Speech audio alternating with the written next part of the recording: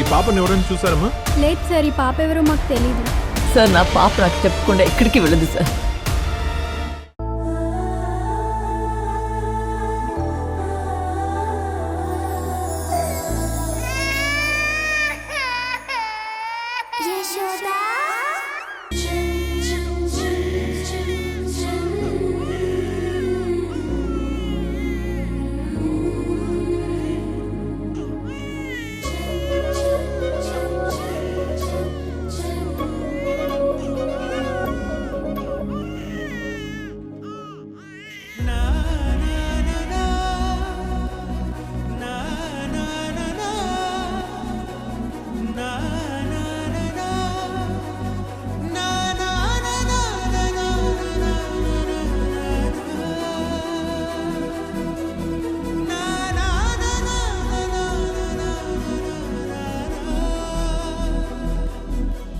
ఆ ఊర్మిళ దగ్గర నుంచి పాపను తీసుకొస్తూ ఉండగా ఆ ఊర్మిళ సుబ్బరాజుని కాల్చి చంపింది. యశోదకి పుట్టిన పాప మా అన్నయ్యకి అలాగే యశోదకి కలిపి పుట్టింది.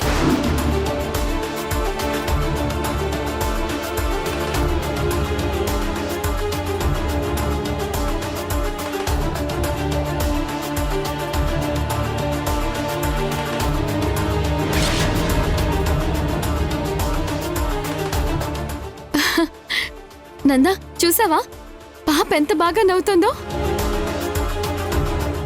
ఎన్ని రోజులైందో తెలుసా నా బంగారు తల్లిని ఇంత ఆనందంగా చూసి. బంగారం, ఇక నుంచి నువ్వు ఎక్కడికి వెళ్ళవు, మాతోనే ఉంటావు. అదిగో నందా నాన్నని చూడు. వెళ్దామా? నాన్న దగ్గరికి వెళ్తావా? పద పద. నందా, పాపని కొంచెం పట్టుకుంటావా? నేను ఇప్పుడే వస్తాను.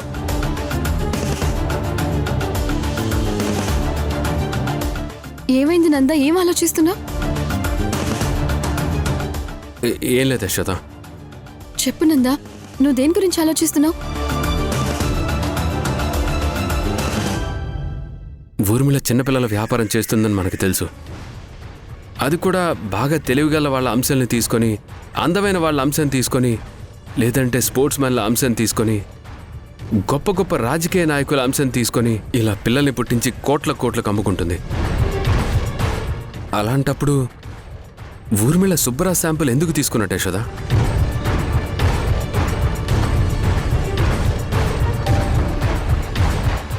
సుబ్బరాజ్ అనేవాడు ఒక జులాయి రౌడీ వెధవ. అలాంటి వాడి అంశం తీసుకొని నీ బిడ్డకి తండ్రిని ఎందుకు చేసింది? ఇలాంటి పిల్లల్ని ఎవరు కొనుక్కుంటారు?